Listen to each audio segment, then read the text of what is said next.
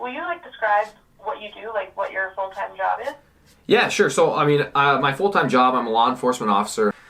So really my job, most people are somewhat familiar with what law enforcement officers do, but I guess it really boils down to I'm an adult babysitter. And when you've done something wrong, you go on timeout. And I'm the person here to put you on timeout. Perfect. How long have you been a law enforcement officer? I commissioned for 6 years. Yep, just hit 6 years. And what about on the SWAT team? Like, is it also 6 years, or is that something that came later? That came later. You have to have some experience and tenure, even though it's laughable to say that any officer with only 3 years or even 6 years has experience and tenure. I have been on the SWAT team for 3 years. Okay, awesome. And remind me what you were doing before? I worked in construction, so I laid granite and tile and quartz countertops and shower surrounds. I did home remodeling for that type of stuff. Okay.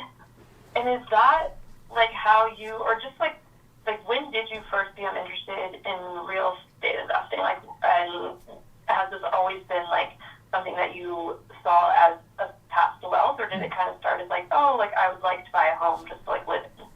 Yeah, so believe it or not, my construction background had zero to do with my real estate investment journey, except for the fact that when I was working in construction, I worked in the granite shop, and I was responsible for cutting the countertops apart and fabricating them, and I'd spend all day in a shop by myself with power tools on.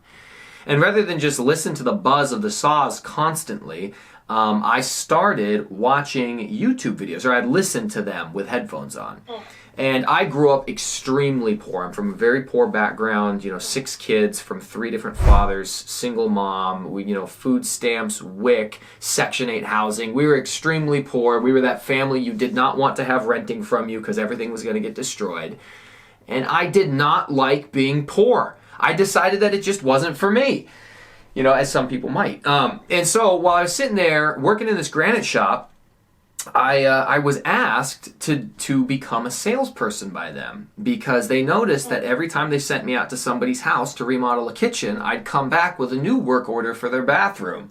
And they said, we should probably capitalize on that. So they asked me, they're like, hey, have you ever considered being a salesperson? And I was like, well, I'm not a slimy liar, so no. But they said, well, believe it or not, you don't actually have to be a slimy liar. So they said, okay, well, we want you to be a salesperson. Well, I hate not being good at things. I also had no idea what it really took to be a salesperson. So I started watching videos on how to be a salesperson, and that's where I found Grant Cardone, who's a very famous sales trainer, but also probably one of the most well-known online real estate gurus that there is.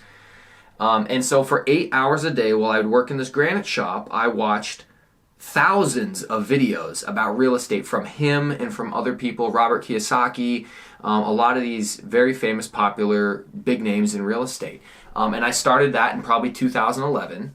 And continued to watch for years as I developed my plan and got better jobs and got an increase in pay and saved up money and then bought my first property. And was YouTube like kind of big back then, or like how did? Why are you hurting my feelings with my age right now? Okay, right? No, you're hurting me.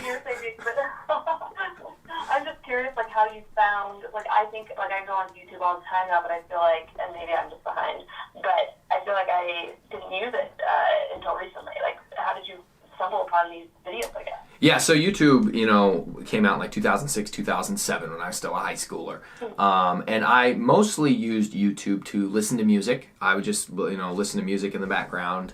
And then I started listening to video game discussion videos because I'd be like, you know what? Who would win in a fight, Iron Man or Darth Vader? That's a great idea. I'll watch this video for 45 minutes, no problem. So, and then I realized that I enjoyed, and this was really before podcasting took off, but this was podcasting before it was labeled podcasting. I also grew up a big fan of AM radio. I listened to Dave Ramsey from the time I was 17, and that's essentially what podcasting is just AM radio with no commercials. And so, in 2011, I was already using YouTube all the time. It was not nearly the platform that it is now in terms of educational value that it brings, but there was a lot of entertainment content. And so as I just used YouTube, I was like, you know what, I'm going to try to figure something out. So I would Google, but I would YouTube version of Google how to be a salesperson and watch seminars and presentations. And I do that to this day for everything. I mean, you could pretty much learn to do anything, fix your car, remodel something in your home, all from YouTube University. Yeah, wow. And just timeline-wise here, so when did you start working in construction? 2009. Okay. And then you started in law enforcement. It was like 6 years ago. 2015. Like 20. Okay. And did you go to college? Nope. I took some college classes. I have no degree. I just took a couple of classes because I was like, yeah, sure, why not? But yeah, no degree. Yeah. Not even a 2-year degree. Nice. Was that like a financial decision? No, I actually just wanted to play soccer. I love playing soccer. I played semi-professional indoor soccer, and I played 1 year of professional indoor soccer. And when I was 21, I was like, you know what? I bet I could go play for a community college if I walked on. So I just walked on, did a tryout, and they're like, yeah, we'll take you, but you have to take classes. So I took like 2 gym classes and an English class, and that was my college experience. I mean, I guess when you have YouTube, like, who needs any other classes? When you're paying $40,000 a year to go to some of these state-sponsored institutions, I don't know why you would go to college anymore. Yeah, so expensive. Mm-hmm. And so the pivot from construction to law enforcement, like, what was that decision like? Like, how did you get into law enforcement? So there was a couple reasons. The primary reason was I had a very good friend of mine. She was a wonderful person. She was a coworker, and she was tragically killed by her husband. It was a big deal for local news. He was a military guy. He'd come home from, it wasn't even a deployment. He had just been gone for a few weeks at a training exercise, and he came home. They got in a fight, and he used a firearm to kill her.